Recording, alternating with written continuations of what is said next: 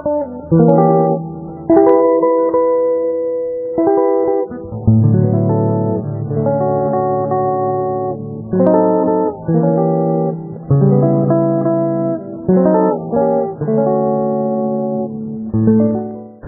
pemirsa, teman-teman sebangsa dan setanah air, kembali berjumpa dengan saya, Sugeng Saryadi, dalam acara Forum Sugeng Saryadi bersama QTV yang merupakan acara tiap minggu pada hari-hari biasa disiarkan jam 10 malam dan pada waktu siang jam 12 siang. Hari ini saya dikunjungi oleh tamu-tamu yang sangat istimewa karena tiga-tiganya adalah profesor doktor yang berada dalam bidangnya, yaitu tentang ilmu hukum tata negara, dan ini saya boleh sebut the giant of the area daripada bidang itu. Yang pertama saya ingin sapa dulu Profesor Dr. Jimli Asidiki. Selamat bertemu Pak Jimli. Beliau adalah Ketua Mahkamah Konstitusi. Kemudian yang berikutnya, ini guru saya, sudah lama ini saya kenal beliau, Profesor Dr. Ismail Suni. Selamat bertemu Pak Suni. Pakar Hukum Tata Negara. Salah satu bukunya, saya namanya mungkin harus diralat oleh Pak Ismail, yaitu Pergeseran Kekuasaan Eksekutif. Itu ketika saya masih mahasiswa, itu kitab suci, begitu ya Pak Ismail ya. Kemudian yang berikutnya yang selalu saya kagumi, yaitu Profesor Dr. Harun Arafif. Selamat bertemu Pak Harun. Para pemirsa, hari ini kita akan membicarakan meneropong kewibawaan lembaga tinggi negara dalam membangun negara konstitusi. Pak Jimli, Pak Harun, dan Pak Ismail, saya akan kasih enlightening sedikit. Ini beberapa waktu lalu ada kasus yang menjadi pertanyaan publik yang kemudian memberi dampak kepada lembaga tinggi negara. Ini kasus Probo Sutejo. Ini menarik sekali karena beliau ini sudah menjadi terpidana atau sudah ada putusan terhukum. Tidak tahu motifnya di belakang apa, kita tidak usah membahas itu. Tapi yang terjadi kemudian tiba-tiba beralihlah bahwa Mahkamah Agung kita sebagai salah satu lembaga tinggi itu tersuap. Nah ini kasusnya kemudian menjadi sampai kemudian KPK itu menggeledah Mahkamah Agung. Sekarang persoalannya itu nanti kasus lain. Hari ini dengan Bapak sekalian saya ingin mendapat jawaban barangkali dari Pak Harun dulu ya. Pak Harun dulu ya. Ini lembaga tinggi negara itu dalam konstitusi kita Undang-Undang Dasar 45 yang sesudah 4 kali diubah oleh MPR. Lembaga tinggi itu tolong dijelaskan pada umum Pak Harun. Sebenarnya dalam hukumnya tidak ada istilah lembaga tinggi itu. Jadi lembaga negara yang disebut dalam konstitusi itu MPR, DPR, Mahkamah Agung menjalankan tugas dan wewenangnya masing-masing tanpa mempersoalkan apakah itu satu level atau tidak. Itu juga ada penyebutan lembaga tinggi. Zaman Pak Harto itu yang disebut lembaga tinggi, yang lain itu presiden, DPR itu satu level, Mahkamah Agung sama-sama lembaga tinggi. Tapi itu secara yuridis itu tidak betul itu. Jadi setiap jabatan atau lembaga itu melaksanakan tugas dan wewenangnya sesuai dengan undang-undangnya, undang-undang pembentukannya, tanpa bersoal soal tinggi rendah sebenarnya. Lalu kapan munculnya itu Pak Ismail, lembaga tinggi itu kapan munculnya tiba-tiba? Sudah disebut oleh saudara Profesor Harun Arafif di zaman Pak Harto bahwa memang dijelaskan lembaga tertinggi itu MPR, kemudian ada lembaga tinggi. Sekarang di dalam sesudah amandemen itu bisa tidak pakai istilah itu. Jadi lembaga tinggi itu sekarang tidak dipakai lagi. Semuanya tinggi, semuanya tinggi. Tapi tidak ada yang tertinggi. Tidak ada yang tertinggi. Jadi Pak Jimli, ini kan sekarang ini termasuk tadi kasus Provo itu. Jadi tiba-tiba MA itu seperti satu tempat yang tanda petik ya, tidak agak sungkan kalau kita menjamah ke situ. Ya kan? Karena ini dianggap sebagai lembaga tinggi negara. Itu yang intinya itu Pak. Jadi kalau Pak Jimli kalau memang tidak ada lembaga tinggi, jadi MA ini ya biasa saja gitu. Artinya kalau memang ada masalah ya didatangi saja, seperti juga lembaga apapun dalam konstitusi kita, Pak Jimli. Begini, ini dua-dua guru saya. Jadi di samping tadi sudah digambarkan sesungguhnya ada juga soal kesepakatan aja. Kalau kita bicara mengenai lembaga negara dalam arti luas, yang disebut dalam Undang-Undang Dasar sebagai subjek hukum kelembagaan tidak kurang dari 30 institusi. Nah, ini kurang disadari bahwa mulai dari MPR gitu ya, ada TNI, ada Polri, ada Mahkamah Agung, ada DPR, ada jabatan menteri. Semua itu adalah institusi-institusi dari segi kenegaraan. Nah, memang tidak dibicarakan mana yang tinggi, mana yang rendah. Di samping itu, ada juga institusi-institusi yang diciptakan oleh undang-undang. Tidak disebut dalam undang-undang dasar, tapi dibuat oleh undang-undang. Seperti misalnya KPK. KPK itu tidak ada dalam undang-undang dasar, tapi diciptakan oleh undang-undang. Ada lagi lembaga-lembaga lain, misalnya ombudsman, dibentuk dengan Kepres. Tidak ada ketentuan undang-undang mengatur ombudsman. Dan juga ada lembaga-lembaga lain lagi yang dibentuk misalnya dengan Perda. Nah, semua institusi-institusi itu bukan LSM.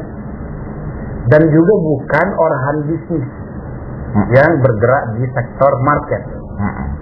Maka semua itu, kalau menurut teorinya, ini semua adalah institusi kenegaraan atau pemerintahan.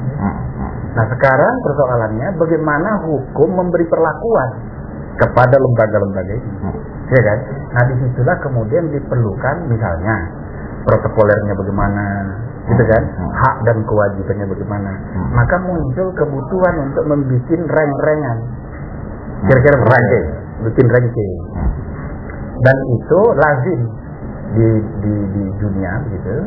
Maka pada umumnya kalau misalnya dilihat gitu, misalnya 30 institusi tadi dalam Undang-Undang Dasar tidak bisa dianggap setara semua. Misalnya Panglima TNI, Anda tidak bisa anggap sama kedudukannya atau dengan yang di Perda, dengan presiden, tidak bisa. Walaupun sama-sama di dalam konstitusi, gitu kan.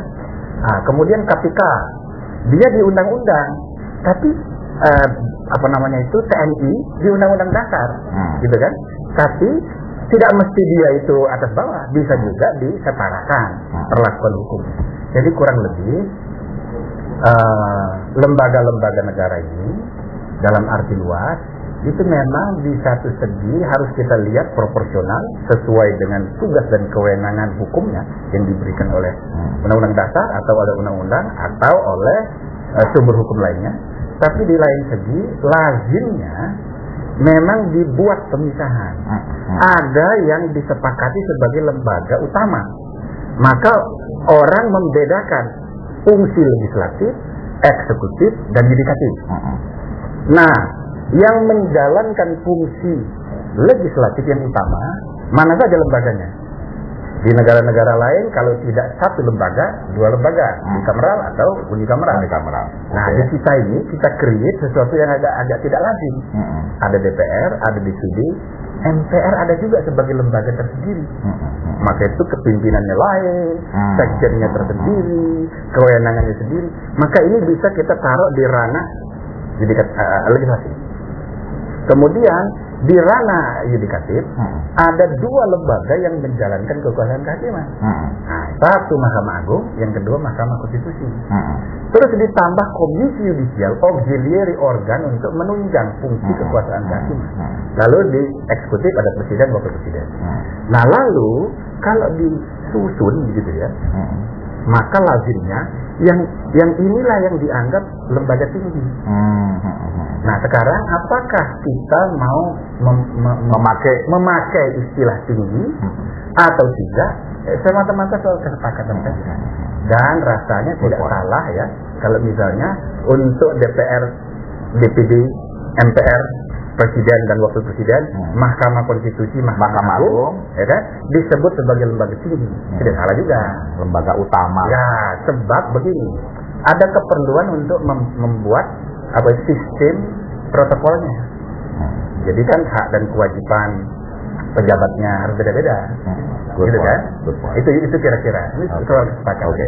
Pak Ismail, jadi ketika kita sudah mulai rapi semacam itu, ya Pak ya, ini kan sesudah reformasi itu ada perubahan yang bukunya Pak Harun Ar-Rasyid nih 4 kali, ya, 4 kali diubah oleh MPR. Dengan ada perubahan ini, kalau saya boleh bertanya, menjadi lebih baik negara konstitusi kita atau tentu masih perlu disempurnakan dibanding Undang-Undang Dasar 45? Dari segi demokrasi, tentu sesudah kita amandemen ini yang lebih baik ukuran demokrasi. Sebab di dalam Undang-Undang Dasar sebelum reformasi itu, dalam praktek sudah bisa diangkat lebih banyak daripada yang dipilih. Itu kan bukan demokrasi. Nah itulah yang saya sebut di zaman Orde Baru itu sudah pelanggaran terhadap Undang-Undang Demokrasi. Jadi kalau ukurannya itu demokrasi, saya menyebutnya itu yang sekarang ini lebih baik dan sudah diterima oleh badan yang kompeten untuk merubah undang-undang. Jadi konstitusional demokrasi. Pak Harun, perubahan 4 kali oleh MPR itu sesuai dengan pesan Undang-Undang Dasar 45 sudah sesuai atau belum? Sama sekali tidak sesuai itu. Karena kalau kita perhatikan pidato Bung Karno, tuan-tuan mengertinya yang kita buat ini sementara.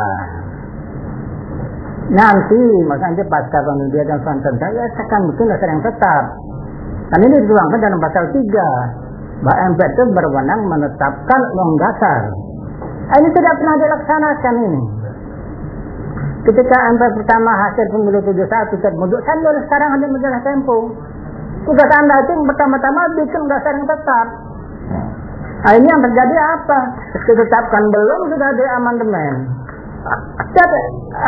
Filipina 87 belum pernah di amandemen. Nah, amandemen itu pada hasilnya tidak bisa diprediksi itu.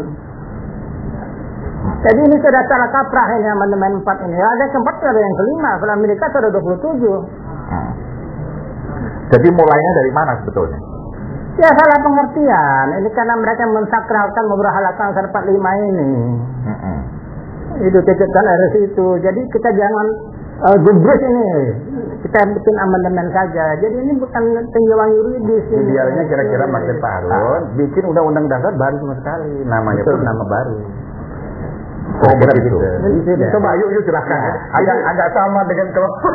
Ya, Mari kita serahkan kepada umum ya. Saya mengerti betul apa yang dikehendaki oleh saudara Profesor Harun Ar-Rasyid itu. Saya ditetapkan lebih dulu.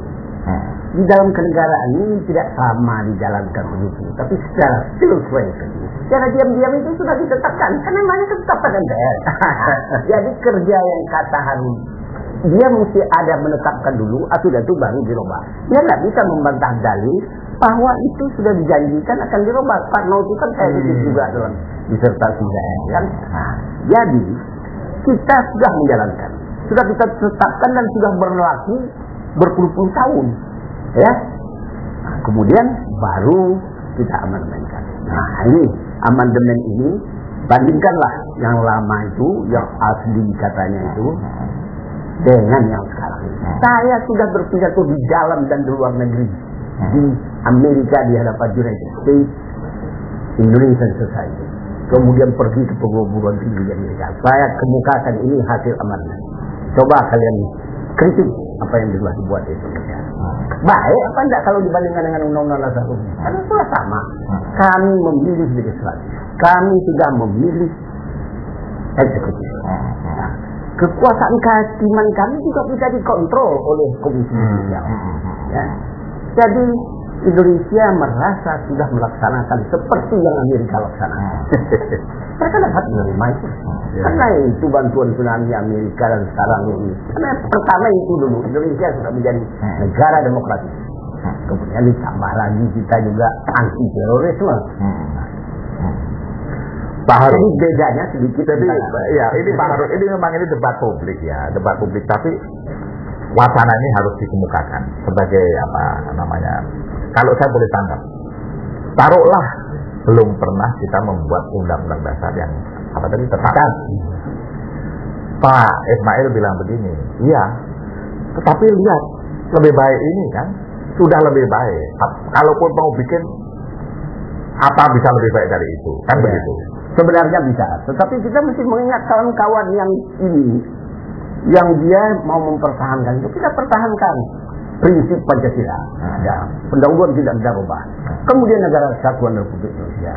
Itu sebenarnya bisa juga dirubah, tetapi kita juga memikirkan janganlah total.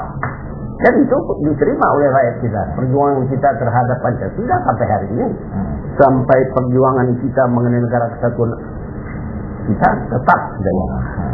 Tetapi tidak berarti bahwa boleh terus semacam yang disebut itu, sehingga presiden ini dipilih hanya 40%, 60% diangkat. Itu tidak bisa, itu tidak demokrasi. Pak Jimli, tapi ada beberapa hal yang tadi Anda sebut lembaga-lembaga yang utama itu ya, seperti yang dipilih ini, yang dipilih langsung sebetulnya kan malahan DPD. Tapi ini belum selesai. Ini belum selesai. Pak Harun, saya nggak mau ke sana. Pak Harun, Anda mau mempertahankan tidak? Kalau mau mempertahankan untuk pencerahan publik boleh-boleh saja. Ya, Anda tadi menanyakan apa isinya lebih baik atau tidak. Iya, betul. Saya tidak mempersoalkan isi atau konten. Saya mempersoalkan kedudukan atau status. Ini yang saya persoalkan, ini dulu. Status MPR-nya maksudnya? Bukan, status undang dasar, sementara atau tetap. Ya, selama pasal 3 masih berbunyi MPR menetapkan dasar, masih tetap sementara. Kalau tetap tidak ada lagi ketentuan seperti itu. Terus yang membuat untuk tidak sementara siapa? Ya MPR. MPR yang dulu. Maka saya katakan tadi, MPR pertama hasil 71 bersidang 73. Semua karangan majalah Tempo. Dia nggak membuat undang-undang. Ada cuma politik yang hukum untuk bikin masalah tetap amanat pasal 3. Jadi saya itu bikin karangan di Dabuan. Nah, mengapa mereka tidak melaksanakan? Karena pertimbangan politik lebih dominan dari pertimbangan yuridis. Jadi bagus sekali ulasan dari saya itu itu. Jadi ini kembali. Mengapa MPR tidak mau melaksanakan pasal 3 itu? Ini kembali wacana Orde Baru lagi, Pak. 71, 73 itu kan Orde Baru itu ya. Zaman Orde Baru kan. Wacana politiknya apa? Ada satu hal lagi yang perlu saya kemukakan.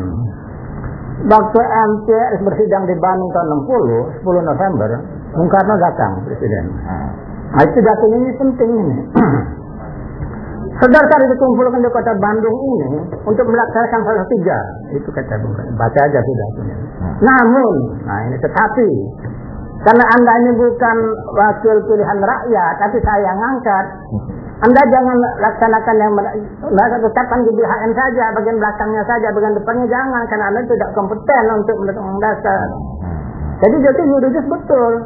Yang kompeten adalah MPR hasil pemilu. Lalu kenapa pemilu 71-73 nggak melaksanakan itu? Itu adalah karena pertimbangan politik lebih dominan dari pertimbangan hukum. Jadi baik sekali itu, saya itu melihat itu ulasannya mengenai why mereka tidak mau melaksanakan pasal 3 itu. Pak Jimli ada komentar nggak? Lah ya, tapi sekarang kan tidak lagi begitu Pak Harun. Perubahan undang-undang dasar sudah 4 kali dan perubahan terakhir dikatakan MPR hasil pemilihan umum menetapkan, ya kan, bahwa dengan perubahan undang-undang dasar yang keempat ini, maka undang-undang dasar negara Republik Indonesia tahun 1945 terdiri atas pembukaan dan pasal-pasal yang dipelajari original intentnya yang disepakati ialah 4 perubahan ini bukan 4 perubahan tapi 4 tahap satu rangkaian perubahan. Nah, Jadi tatkala MPR sudah menetapkan, Jadi MPR yang terakhir, MPR dipilih oleh rakyat. rakyat, maka status undang-undang dasar sudah selesai persoalan yuridis itu. Dan yang kedua, memang ini adalah akhirnya ya, ini kan produk konsensus maksimal, konsensus politik maksimal. Tidak ada undang-undang dasar yang memuaskan semua orang, pasti tidak ada. Ini kan maksimal. Tapi dikonstruksi sebagai kontrak sosial. Maksudnya ialah bahwa ini kesepakatan semua orang. Nah, tapi kalau kita lihat dari sekian, tidak ada pula undang-undang dasar di dunia ini yang sempurna.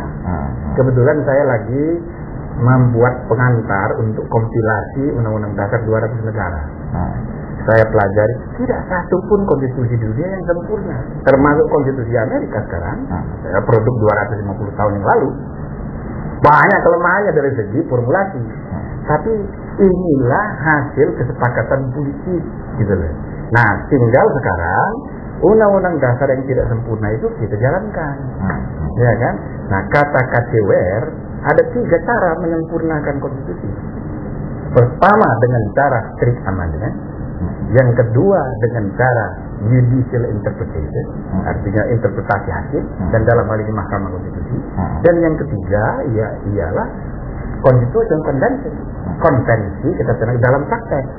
Jadi saya rasa sudahlah, kita tidak usah lagi mempersoalkan sempurna tidak sempurnanya ini, tapi ini kita jalankan. Dan yang jauh lebih utama lagi menurut saya ialah bagaimana konstitusi yang sudah mengikat kita ini, ya kan? Ya kita ikhlas terima. Persoalannya tidak lagi sekarang setuju dan tidak setuju. Sebab masih banyak kelompok sekarang ini ekstrim menolak, ya kan? Ekstrim menginginkan undang-undang dasar baru sama sekali. Ekstrim tidak setuju perubahan sama sekali. Dan ini masih terpelihara sampai hari ini. Itu dia. Semacam ini. Dan saya rasa sudah 7 tahun kita menjalankan perubahan ini. Saya rasa kita harus membangun persepsi kolektif yang lebih maju ke depan. Jadi jangan lagi memelihara setuju dan tidak setuju. Kita berjalan apa yang sudah disepakati. Ketika keputusan belum jatuh, kita berdebat, kita berjuang, kita berargu, argumentasi, ikut serta dalam pertarungan ini. Saya begitu sudah putus, ya udah kita terima. Tanya apa? Kita mengerjakan yang lain lagi. Masih banyak Oke, sekarang saya mencoba menjadi tuan rumah yang adil. Karena ini wacana. Ya. Kan Pak Jemli, Pak Ismail mengatakan MPR yang tadi disebut oleh Pak Harun itu yang pidato Soekarno dulu, karena kamu belum dipilih. Ya, MPR yang tahun berapa dipilih itu? Itu 71. Ya, yang ini, yang sekarang ini masuk dalam kategori 99 itu yang membuat amandemen ini sah nggak? Soalnya bukan tidak tensional. Yang diperintahkan untuk bikin dasar yang tetap, yang dilakukan malah amandemen. Ini yang jadi saya tidak masalah isi baik atau tidak, tapi statusnya itu. Selama pasal 3 itu masih berbunyi ambil menetapkan, enggak, saya sementara. Jadi kalau sudah sementara tidak ada lagi yang harus menetapkan. Jadi Pak Jemli, jadi MPR yang tadi membuat amandemen itu seharusnya membuat undang-undang dasar, begitu ya? Yang diminta begitu. Ini saya tulis di sini antar saya. Seharusnya ini hal penting yang perlu diketahui dalam kewenangan MPR. Sebelum amandemen, wewenangnya ada 4: menetapkan dasar, menetapkan GBHN, memilih perintah presiden, dan mengubah dasar. Sesudah amandemen, wewenangnya tinggal 2: menetapkan dasar, mengubah dasar. Jadi seharusnya yang dilakukan yang pertama adalah menetapkan dasar yang sifatnya einmalig 1 kali. Kemudian jika perlu baru melakukan perubahan dasar sifatnya normal beberapa kali. Misalnya Amerika sudah 27 kali. Setelah itu ternyata MPR sudah salah langkah. melakukan 4 kali perubahan tanpa terlebih dahulu menetapkan undang dasar. Nah, Di situ jadi fundamentanya di situ. ya oke Pak Ismail, ini begini ya, sebelum Anda jawab. Ini bukan maksudnya untuk tadi menerima atau tidak menerima begitu, bukan. Tapi ini intellectual exercise. Jadi harus dikasih kesempatan semua. Beliau mengatakan begitu, iya betul yang MPR-nya, tapi dia bukannya membuat undang-undang dasar menetapkan dulu yang tetap, langsung amandemen kan gitu, Pak Ismail. Bagian yang pertama tadi soal menetapkan itu. Itulah kerja MPR kita di zaman Orde Baru. Ya ada segala macam menetapkan. Bahkan dia menetapkan salah satu tidak boleh dirubah lagi undang-undang dasar. Nah, jadi kata menetapkan itu, dia membuat ketetapan kan benar? Kan itu artinya. Nah, jadi itu sudah dilakukan oleh MPR di zaman Orde Baru itu menetapkan itu. Termasuk Undang-Undang Dasar 45 itu sudah tetap. Karena diambil di situ. Misalnya meskipun referendum, meskipun tidak dipilih rakyat, diangkat tadi. Ya, tapi dia merasa dirinya karena dia berfungsi, fungsional, dia berhak membuatnya. Nah, itu jadi pekerjaan yang disebut ada tekanan resmi itu. Seperti yang diminta oleh Profesor Harun, itu sudah dikerjakan oleh MPR. Nah, itu pengertian saya. Kemudian, karena ada pasal 37 bahwa MPR itu berhak untuk merubah. Diadakan pemilihan umum oleh kita nih, informasi pemilihan umum. Sesudah pemilihan umum itu tidak dibantah oleh Saudara Harun. Bahwa orang itu berhak. Cuman perbedaannya hanya satu hal. Apakah sudah menetapkan MPR sebelum itu? Menurut saya itu sudah menetapkan kerjanya. Ya MPR kan. Itulah bedanya antara saya dengan Saudara. Sesudah itu karena ada pasal 37 dan sudah diadakan pemilihan umum, dia membuat ketetapan. Dia boleh membuat perubahan-perubahan saja, amandemen. Dia boleh membuat undang-undang dasar baru. Mulai kami diangkat 29 orang untuk menasihati MPR yang dipilih oleh rakyat itu, bagian hukumnya itu Saudara Jimli juga ikut ya. Nah, itu sudah kita tawarkan apa yang saudara-saudara mau. Nah, itu demonstrasi datang kepada kita minta dibikin yang baru. Tapi yang punya tugas ini kan MPR dia bilang begini aja. Kita amandemen ya. Tetapi itu tidak tertutup. Tahun-tahun nanti boleh saja bikin yang baru lagi. Dan boleh saja tambah amandemen. Langkah belum tertutup. Sebab yang sudah kita buat negara demokrasi. Betul. Nah, rakyat yang akan menentukan. Jadi, cuma bedanya di situlah. Sedikit tuh bedanya. Apakah Saudara Harun mengakui bahwa telah menetapkan MPR itu? Pasal-pasal itu kan ditetapnya. Bahkan dia tetapkannya begitu keras. Tidak boleh dirubah terus. Kan saya minta mengangkat Soeharto itu, saya minta tidak ada dasarnya ini berapa lama presiden. Kalau usul saya diambil waktu kami mengangkat pertama kali pada tahun berapa itu? 67. Akan tidak bisa Soeharto 30 tahun masih ada kesempatan itu jadi presiden. Tapi semua ada yang berani bicara. Mana ahli hukum? Saya tanya di MPR. Tidak ada yang berani mau merubah. Saya mau 2 kali tulis saja. Dari dulu sampai kepada anggota MPR baru itu saya tetap minta 2 kali tulis. Nah, jadi sini apa Saudara Harun kalau belum juga menetapkan itu yang berlaku sekarang ini MPR yang lama atau undang-undang dasar. Jadi bedanya ada panitia yang mengundang saya, masyarakat Indonesia yang akan pokoknya bukan dosa besar yang dibuat oleh Jimli, Harun dan Ismail Sudi. Bagaimanapun Harun ini dia tetap mau diubah. Cuma dia amandemen. Amandemen itu sekarang. Jadi bedanya kalau yang baru juga boleh. Bedanya tidak terlalu. Tidak besar. Dia satu forum sama kita ini. Yang beda berat adalah yang tadi dibilang oleh Pak Jilmi, ada yang ekstrim. Pokoknya UUD 45 tidak boleh. Kepada kawan-kawan itu sudah saya jawab sebagai Ketua Umum Asosiasi Pengajar Hukum Tata Negara dan Hukum Administrasi Negara. Itu sama artinya apa yang kata guru saya Profesor Joko Sono.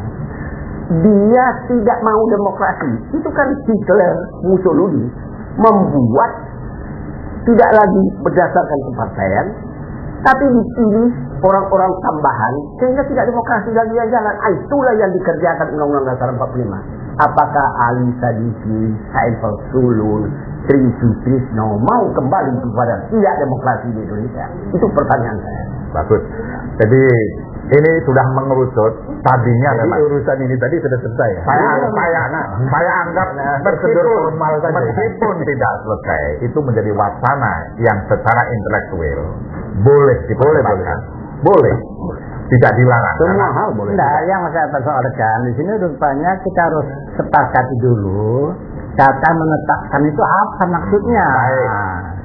Jadi ini kalau saya baca tadi, kalau urusan Pak Harun dengan Pak Ismail sebetulnya hanya soal apa namanya, MPR-nya sudah dipilih ya, sah seperti pesan Bung Karno. Nanti dulu kau dipilih dulu baru boleh apa namanya menetapkan undang-undang dasar. Nah, menetapkannya ini tidak dilakukan oleh si yang hasil sekarang itu, kan begitu ya? Mestinya kan Yang sekarang ini ditetapkan. bukan, maksud saya justru mau nanya latar belakangnya, Pak Kim. Mau nanya, kenapa? Kan tadi ada 3 menurut Anda, yang baru sama sekali, yang tidak mau dirubah sama sekali, atau yang kompromi. Kenapa menjadi seperti itu, Pak Kim? Latar belakangnya apa? Ya kurang lebih seperti itu karena ada pro kontra dan jalan tengah. Jadi misalnya ya apa yang dipersoalkan Profesor Harun itu jelas bahwa sebetulnya di samping soal prosedur formal juga formatnya itu menurut desain Undang-Undang Dasar kita yang asli harus dibentuk Undang-Undang Dasar baru sama sekali. Satu naskah komprehensif, naskah Undang-Undang Dasar baru. Itu mandatnya, perintahnya yang diatur dalam Undang-Undang Dasar asli. Tapi karena itu pertarungan gagasan yang begitu keras antara ide konstitusi baru, ide Tidak boleh berubah sama sekali. maka diambil jalan tengah. Jalan tengahnya ialah kita melakukan perubahan dengan prosedur seperti tradisi Amerika, yaitu dengan membuat naskah amandemen terpisah yang menjadi lampiran saja. Nah, ini yang kita pilih sekarang ini. Nah, dengan demikian maka naskah asli masih ada terpelihara, cuma ditempelin lampiran 1, 2, 3, Amandemen itu. sehingga naskah resmi Undang-Undang Dasar kita sekarang yang resmi berlaku ada 5 naskah diceklek jadi 1. Itu yang benar. Jadi bukan naskah yang pakai bintang-bintang dijadikan consolidated text jadi 1, itu bukan itu yang resmi. Itu untuk memudahkan membaca saja. Nah, dengan cara demikian maka terpelihara gitu loh. Yang Tolong diulang Pak. Jadi terpelihara yang Undang-Undang Dasar 45 itu ada amandemen, ada lampiran 1, lampiran 2, 3 dan seterusnya. itu Ceklek jadi 1. Dengan begitu ada orang bertanya kepada kami, oh kalau gitu penjelasan sudah hilang. Tidak, penjelasan masih ada di naskah asli. Tapi di naskah perubahan tidak ada lagi. Dan ditutup pasal terakhir aturan tambahan dengan berlakunya undang perubahan keempat, maka naskah Undang-Undang Dasar terdiri atas pembukaan dan pasal-pasal. Tapi naskah yang penjelasan masih ada, sekurang-kurangnya masih ada sebagai dokumen sejarah. Walaupun tidak lagi berlaku mengikat sebagai norma. Nah, ini anunya, komprominya itu. Dan yang kedua, dengan cara ini maka paradigma asli ya, spirit proklamasi itu masih terpelihara. Itu sebabnya juga salah satu butir yang disepakati sebagai syarat untuk disetujuinya perubahan, pembukaan tidak boleh diubah. Nah, jadi dengan perkataan lain, meskipun kita ini ya sudah 4 kali mengalami perubahan, tapi spirit konstitusinya masih yang asli, ada kesinambungan. Tapi kalau kita lihat isinya, nah ini untuk bagi orang-orang yang memimpikan perubahan konstitusi sama sekali, saya perlu jelaskan bahwa Undang-Undang Dasar kita yang asli itu berisi 71 butir ketentuan, 71 ayat. Sekarang 4 kali perubahan, isinya itu sekarang 199 butir, ya kan? Dan kalau kita pelajari, yang asli, yang tidak berubah hanya 25 butir saja, yang asli. Selebihnya 174 butir Berubah. adalah butir-butir ketentuan Baru sama sekali. Artinya undang-undang dasar ini Sebetulnya. kontennya, isinya sudah baru. Tapi paradigmanya, spiritnya masih spirit proklamasi. Good point. Dan karena itu tidak salah kalau kita katakan bahwa tepat namanya masih Undang-Undang Dasar 45. Karena memang bahan bakunya dari sana, spirit masih yang lama, tapi aspirasi baru sudah banyak sekali. Dan saya rasa inilah hal-hal yang harus kita sama-sama samakan persepsi. Ya, harus disosialisasikan, harus dimasyarakatkan. Dan saya cocok sekali dengan forum You Channel ini yang dipimpin Mas Sugeng di forum kita hari ini. Saya ingin menawarkan kalau mungkin kita buat kerjasama dengan Mahkamah Konstitusi. Setuju sekali. Kita buat konstitusi mania. Nah, mungkin seminggu Episode konstitusi mania. gitu. Pak Harun, jadi ini sebetulnya begini, ada kondisi politik. Sebetulnya ini yang terjadi ini adalah kompromi, menampung aspirasi semua. Jadi kalau mau tanda petik, pick format, dipilih MPR, bunyinya Undang-Undang Dasar 45 adalah membuat Undang-Undang Dasar baru, kan begitu? Ya, ya. Ada yang tidak setuju juga, ada yang mau PDIP apa itu yang 60 itu kan, yang Ya, maunya Undang-Undang Dasar 45 itu ya asli, nggak boleh dirubah apa, begitu. Nah kalau gitu kan, bagaimana Bapak juga mau bikin Undang-Undang Dasar baru, ada segitu anggota yang ngotot begitu, Pak Harun. Jadi kalau dalam kondisi gitu, secara hukum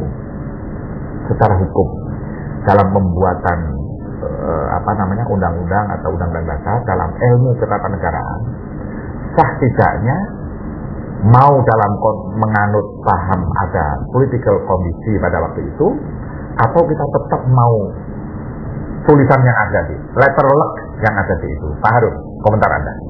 Pertama-tama saya perlu meluruskan istilah yang tadi diucapkan oleh Profesor Jimli, naskah asli Undang 45. Ini perlu diperjelas dulu ini. Ya. Saya berkunjung ke Amerika Serikat di Washington DC, saya pergi ke National Archives, Arsip Nasional. Begitu saya masuk, ada lemari kaca. Dalam lemari kaca itu disimpan naskah asli Undang Amerika Serikat. Yang tulisan tangan. Yang tulisan tangan. Ya. Yang tulisan Artinya tangan. pertanyaan di Indonesia ada nggak naskah aslinya? Pergi aja ke Arsip Nasional, Mbak. Enggak tidak ada. ada. Mau saya tulis ini di Banjarmasin dipersoalkan waktu itu. Nah, saya tulis karangan saya ini tidak ada naskah asli Undang 45. Tidak ada. Nah, itu mengenai istilah menetapkan. Tadi Pak Sugeng mengatakan istilah membuat. Bung Karno juga istilahnya membuat sebagai baca. Tuan-tuan semuanya tentu mengerti bahwa undang dasar yang kita buat sekarang ini, yang kita tetapkan, adalah undang dasar sementara. Kalau boleh saya mengatakan ini adalah undang dasar silat. Nanti, maksudnya peraturan yang kedua, kalau kita telah bernegara dalam suasana yang tenteram, kita tentu akan mengumpulkan majelis rakyat, maksud MPR itu, yang membuat, sekali lagi membuat undang dasar yang lebih lengkap dan lebih sempurna. Jadi ini harapan expectation-nya, great expectation dari Bung Karno itu nantilah. Maka ini dituangkan dalam pasal 3 itu, MPR harus menetapkan dalam arti membuat dasar. Jadi Pak Ismail memang di dalam satu komunitas intelektual, hal-hal semacam ini ada, aliran mazhab itu ada. Jadi kalau naskah asli, ya harus asli betul. Tapi Republik ini kan tidak pernah mempunyai memang this is not a country yang menghargai arsip, urutan, sejarah saja kuranglah dalam soal itu. Barangkali tidak usah yang tahun 45. Super Semar saja yang asli susah dicari, ya tahu di mana. Jadi ini barangkali begini, pertanyaan saya kepada Pak Ismail Tuni. Ya. Jadi memang kaum intelektual mazhab itu seperti itu, yaitu sangat idealis, itulah sempurna lah. Jadi kita mungkin ada sama dengan Amerika, substance yang berikutnya. Tapi dalam wacana yang memelihara founding fathers, dokumentasi, semua itu yang kita tidak punya. Saya kira ini bisa dimaafkan. Nah, ketika dimaafkan, ke depan ini Pak, ke depan ini kita tidak usah berdebat terus. Pak Harun kontennya betul, memang nggak ada yang asli, harus diterima dalam konteks itu. Tidak ada, dia betul. Tetapi ke depan ini kan harus dibuka juga wacana bahwa ya ini ada amandemen, ada segala macam kan. Tentu boleh juga ada amandemen lain kan. Seperti misalnya DPD yang mandul. Oh bisa. Kemudian perubahan kelima, keenam. Apa ini otonomi misalnya dan lain-lain. Tentu kan begitu. Bisa nggak wacana yang semacam ini tetap menjadi wacana, tapi tidak usah rock the boat gitu tentang yang sudah baik. Yang kita bicarakan naskah asli seperti yang disebut oleh Profesor Harun itu mungkin kita bersetuju. Tetapi ahli hukum dia paling kurang tentu akan melihat berita Republik Indonesia.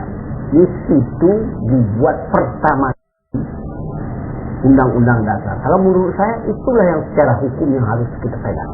Kalau Berita negara maksudnya. ya Berita Republik. Nah, Berita Republik waktu nah, itu. itu Berita Republik itu dikeluarkan sesudah beberapa waktu Tahun 46. tahun 46.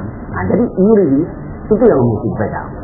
Nah, tapi kalau masih mau mencari apa yang disebut oleh Profesor Harun, itu barangkali masih memerlukan waktu. Tetapi secara Republik itulah lembaran negara pada waktu itu.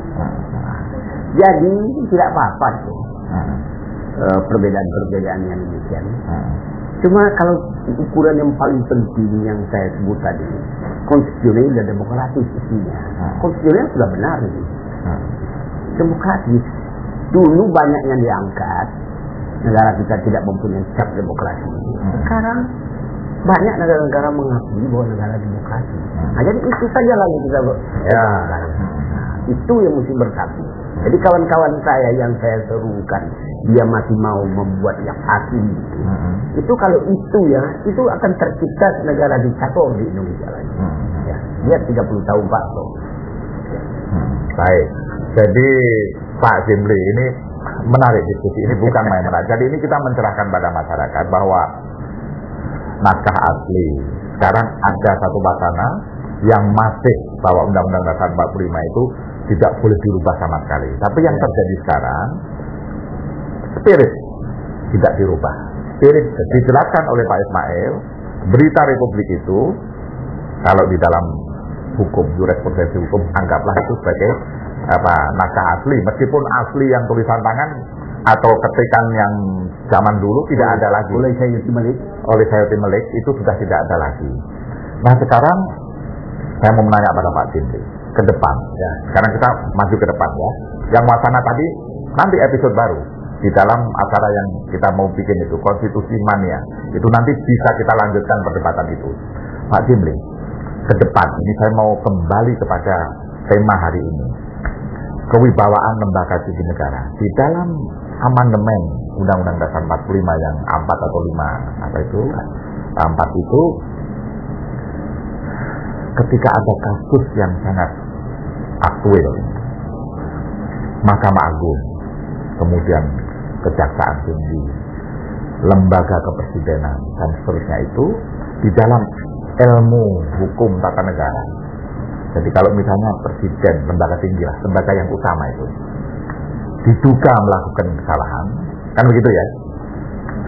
Kemudian sekarang yang non undang-undang dasar itu kan seperti KPK yang mempunyai kewenangan yang besar ini merupakan hal yang biasa, tidak ditabukan supaya ini dimengerti oleh umum. Jadi kalau ini datang ada pelaporan KPK kemudian menggeledah MA, pada satu saat mungkin menggeledah institusi TNI bisa saja kan, menggeledah institusi kepresidenan bisa saja.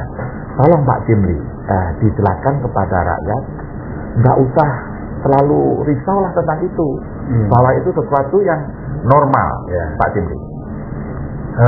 Beberapa hari yang lalu ada mantan Ketua Mahkamah Konstitusi Jerman berkunjung ke Mahkamah Konstitusi. Saya terima, saya undang beberapa ahli untuk bertukar pikiran dengan dia. Ada salah satu statement dia, karena dia juga membaca berita-berita tentang kita. Menurut dia, apa yang terjadi di kasus-kasus yang tadi disebut, misalnya ruangan Ketua Mahkamah Agung digeledah, itu adalah kasus yang sangat menarik karena baru pernah sekali inilah dalam sejarah umat manusia itu terjadi. Umat manusia. Oh, saya itu kan udah juga, itu bukan hanya negara modern, umat manusia. Umat manusia itu Sejak dari zaman Nabi Adam.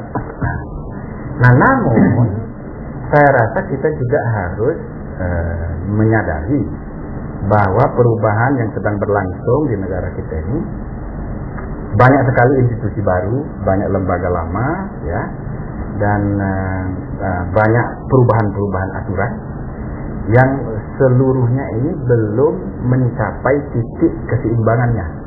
Jadi masih mencari bentuk, masih mencari-cari semua, sehingga tidak sempurna semua institusi-institusi itu menjalankan tugasnya. Baik itu terjadi di lingkungan lembaga-lembaga yang sudah established maupun yang baru. Sebab perubahannya besar sekali. Misalnya saja MPR, dulu kan lembaga tertinggi, sekarang tidak lagi tertinggi, sama derajatnya dengan yang lain. Ini kan harus ada perubahan sikap dari kita memperlakukan MPR, dan juga harus ada perubahan sikap dari MPR itu sendiri. Begitu juga presiden. Presiden juga zaman sudah berubah seperti sekarang ini. Dia tidak lagi satu-satunya aktor yang paling penting, gitu kan? Nah, Mahkamah Agung juga demikian. Sudah ada Mahkamah Konstitusi, ada Komisi Yudisial. Jadi semua pemain-pemain baru ini sedang mencari bentuk, dan pemain lama sedang menyesuaikan diri. Jadi saya rasa kita ya sebagai penyelenggara maupun kita sebagai warga masyarakat ya harus memaklumi. Tetapi semua pihak harus berusaha gitu loh, untuk menepati tuntutan-tuntutan perubahan. good point. Nah, konstitusi sudah membuat aturan, undang-undang sudah membuat aturan. Misalnya saja kemarin kami mengadakan sidang. Kami mengundang Mahkamah Agung, Komisi Yudisial, pemerintah, DPR. Mari bicara bagaimana mempersepsi tugas anda masing-masing. Nah, ini belum selesai. Jadi ini saya rasa hal-hal yang perlu kita Bagus. Jadi yang kemungkinan harus dikontrol Pak Ismail dan Pak Harun ya adalah dalam rangka tadi ada institusi baru yang sedang menyesuaikan. Ada di situ virus politis tanda petik. Ini yang harus dijaga, dan ini memang kewajiban publik. LSM, dialog-dialog semacam ini, kemudian dan sebagainya. Sebab kalau tidak, super body kayak KPK ini bisa saja menerobos, melakukan seperti virus itu. Bagaimana kontrolnya, Pak? Kontrol apa? Kontrol supaya tidak kemudian itu kena godaan, demand mind, ya toh. Ini kebetulan ini MA, dia mau menunjukkan dia lebih berperanan. Di umat manusia baru sekali soalnya MA itu dia digelajah, ini kan menjadi apa betul seperti itu, Pak? Saya sebenarnya tidak setuju waktu Ketua Mahkamah Agung itu diperiksa itu. Demi martabat Mahkamah Agung itu sebenarnya. Itu benar, manusia belum pernah terjadi itu. Apalagi secara konstitusional nggak ada itu KPK apa itu. Ya, jadi kita harus menghormati lah Mahkamah Agung itu sebagai institusi yang tertinggi di bidang yudikasi. Ya, Amerika mana berani orang menggeledah di Supreme Court Office itu. Jadi inilah hal-hal yang saya rasa yang ya secara etis juga itu sudah tidak bisa diterima itu. Ya, apalagi yuridis itu. Ya, jadi banyak peraturan baru ini yang sebenarnya konstitusionalitasnya perlu dipertanyakan. Itu adalah kewenangan MK. Oke. Pak Ismail, Saya sependapat dengan saudara. Kalau dari kasusnya sendiri, terutama Ketua Mahkamah Agung, belum dapat saya nyatakan bahwa dia bersalah atau tersangka saja, dia belum. Beda dengan dua hakim Mahkamah Agung. itu dapat kita lihat dia sudah memberi putusan. Apa putusan Ketua Mahkamah Agung kita belum tahu dari apa yang saya baca.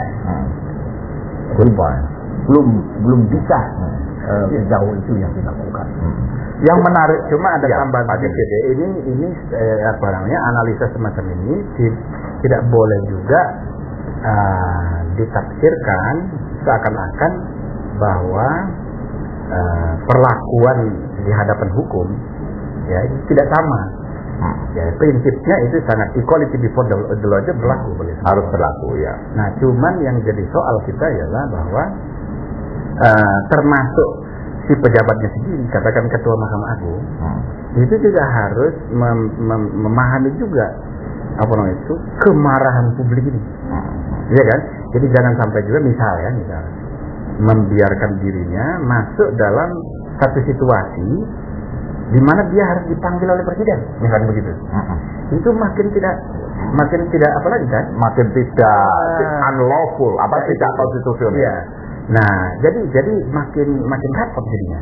Nah, tetapi di lain segi ini masyarakat pun harus dididik untuk rasional melihat persoalan hukum. Kita itu membenci kejahatan itu jangan dengan kebencian yang bagaimana begitu ya. Kan kejahatan itu harus diatasi, keadilan itu harus ditegakkan dengan rasionalitas. Kejahatan harus diberantas dengan rasionalitas, jangan dengan kebencian. Kira-kira gitu. Betul. Kira-kira gitu. Jadi memang ini begini. Sebetulnya tidak ada. Kalau yang ini tidak ada perbedaan. Ya, ya. Pak Jimli sendiri mengatakan sepanjang sejarah umat manusia tidak pernah itu yang Itu namanya. bukan kata saya. Orang Jerman. Dari Jerman. Presiden Mahkamah Konstitusi. Jadi alasan Pak Ismail dengan Pak Harun sebetulnya itu alasan yang barangkali secara etis atau bijak. Mungkin ada cara lain. Ketika ada pelapor, yang notabene sekarang ini pelapor ini juga debatable gitu loh.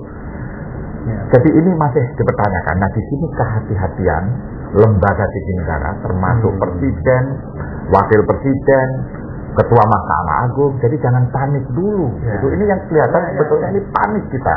Sehingga mengapa saya ambil judul ini, ada kepanikan sehingga lembaga tinggi itu, saya juga surprise bahwa ada Mr. Benda itu mengatakan sepanjang umat manusia belum pernah terjadi. Jadi kehati-hatian yang semacam ini yang mestinya harus kita lakukan. Yang terakhir kita masih punya 4 menit. Ini lembaga tinggi, saya mau masuk kepada lembaga tinggi kepresidenan. Bung Karno dan Pak Harto. Ini zaman reformasi. Kalau memang sudah harus diselesaikan, kenapa Pak Jimli tidak pernah tuntas? Kenapa? Sejak Anda adalah hukum tata negara. Untuk mendidik, tadi Anda menyebutkan nggak ada aslinya. Menyelesaikan ini saja tidak bisa. Tidak mau, atau kurang berani, atau takut bayangan-bayangan sendiri. Pak Harun, komentar Anda.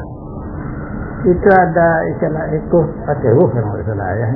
Ewuh pakewuh. Ekuh pakewuh. Jadi dulu betul menyerahkan soal pengadilan Bung Karno itu apakah terlibat atau tidak, menyerahkan kepada Pak Harto. Ada itu kesimpulannya. Menyerahkan Pak Harto melalui perintah Bung Karno itu. Kesabaran MPR. Ya, tapi Pak Harto kan tidak pernah. Mikul dhuwur mendem jero. Artinya Ya artinya ya menghormati yang baiknya, mengubur yang jeleknya. Iya. Nah terus?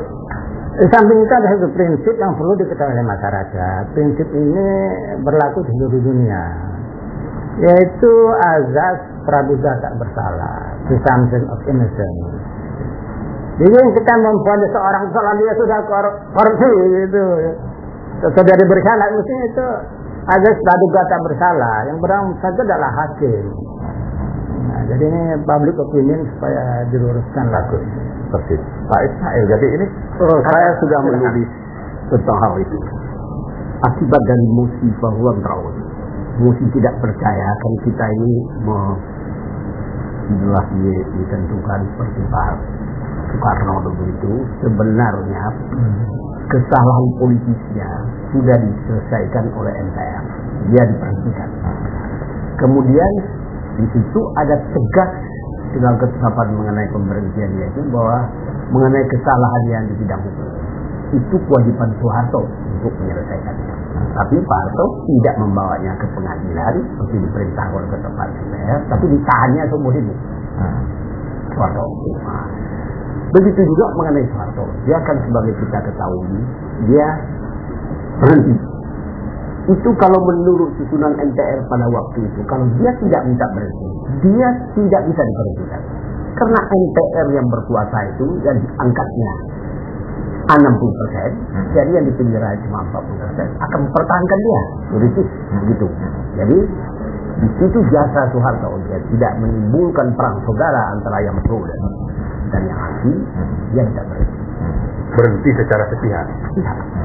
Tetapi MPR sebenarnya kalau saya pelajari masih mungkin mengadakan sidang apakah politis dia sudah berhenti karena dia tidak berhenti. Tapi secara yuridis atau kesalahan-kesalahannya itu mesti diadili. Itu yang sekarang juga belum selesai. Tiga kasus mengenai Gus Dur itu dia membubarkan MPR, DPR, membubarkan Golkar yang sudah dibilang oleh Mahkamah Agung tidak bersalah. Ya, secara hukum dia itu politis baru dia diberhentikan MPR, tapi yuridis belum. Jadi suatu negara hukum itu mesti menyelesaikan ini secara hukum. Gus Dur ini juga dipersoalkan. Sebab dia belum diadili secara hukum. Itu pendapat saya. Jadi Pak Jemli, kita pasti punya dua menit. This is your closing remark. Jadi masih banyak masalah-masalah yang hanging. Ini harus kita selesaikan. Menyelesaikannya bisa secara bijak. Tadi Pak Ismail Sudi mengatakan, Pak Karno, cara menyelesaikannya mikul dhuwur mendem jero, itu bisa saja itu menjadi satu tradisi. Tetapi tidak boleh tradisi itu kalau kesalahannya besar. Seperti misalnya kasus Gus Dur, ini kan belum selesai sebetulnya kasusnya. Kemudian Pak Harto. Nah, saya dengar ini Golkar mau memberikan apa namanya? Penghargaan. Barangkali itu salah satu cara untuk menghapus luka-luka. Dulu waktu Megawati mestinya bisa dikerjakan ketika bapaknya mau direhabilit, mestinya bisa. Your closing remark. Ya, kita sebagai bangsa harus belajar menghargai masa lalu. Dan kita juga harus belajar menghargai jasa-jasa pendahulu. Dan saya rasa seluruh rakyat Indonesia itu ketika Clinton meresmikan perpustakaan, semua mantan presiden yang masih hidup bergandengan tangan, itu terharu melihat. Saya sebagai pribadi membandingkannya dengan mantan-mantan presiden kita yang bertemu pun tidak, gitu kan? Nah, jadi saya rasa ini harus jadi pelajaran, termasuk presiden sebelum yang sekarang juga tidak mau bertemu dengan presiden yang sekarang. Saya rasa ini harus sudah waktunya kita berpikir bahwa ya sudahlah, cara-cara yang lama ini kita harus tinggalkan. Kita sudah mempunyai konstitusi baru dalam tanda petik yang pengaturannya jelas. Bagaimana seorang presiden dipilih kalau dulu dan bagaimana kalau presiden dipilih sekarang. Sekarang ini dipilih langsung. Dulu tidak jelas bagaimana cara memberhentikannya di tengah jalan. Sekarang sudah sangat jelas. Presiden yang dipilih langsung oleh rakyat hanya boleh diberhentikan kalau dia mengundurkan diri, kalau dia meninggal, atau dia diberhentikan melalui prosedur hukum. Diberhentikan oleh MPR, tetapi sebelum dibawa ke MPR, DPR membawanya dulu ke Mahkamah Konstitusi, diadili secara hukum. Nah, jadi melalui prosedur ini sudah jelas bagaimana cara memberhentikan presiden, yaitu alasan untuk memberhentikan presiden cuma dua. Satu, pelanggaran hukum. Kedua, kalau dia berubah tidak memenuhi syarat lagi jadi presiden. Nah, kalau yang pertama dia melakukan pelanggaran hukum, dia suap, korupsi, melakukan tindak pidana berat lainnya atau perbuatan tercela. Dan ini harus dibuktikan secara hukum di Mahkamah Konstitusi. Very good. Jadi bagus Pak Ismail Suni, Pak Jimli dan Pak Harun, waktu juga yang membatasi kita. Tapi tadi statementnya Pak Ismail itu mengakhiri kerancuan, yaitu kalau ada dosa politik. Kalau dia sudah kalah dalam politik, mestinya itu masalahnya selesai. Iya. Mestinya. Sekarang ini banyak kalah, masuk ke pengadilan. Nah, itu politik yang sudah rancu itu sebetulnya. Jadi ketika dipilih kalah ketua partai, begitu kalah nyusun kekuatan ke pengadilan. Tapi berakhirlah karena waktu juga. Moga-moga dialog ini bisa dilanjutkan nanti dalam acara-acara atau episode-episode yang akan datang yang merupakan kelanjutan dari diskusi ini. Besok matahari masih akan terbit dari ufuk timur dan tenggelam di ufuk barat.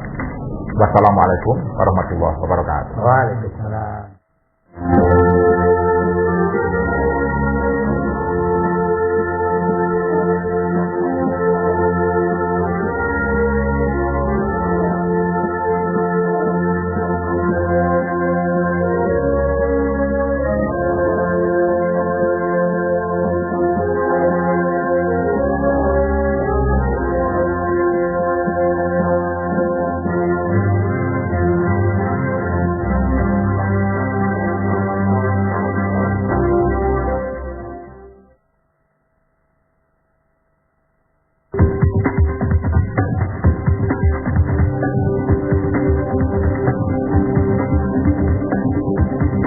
Learning from the best.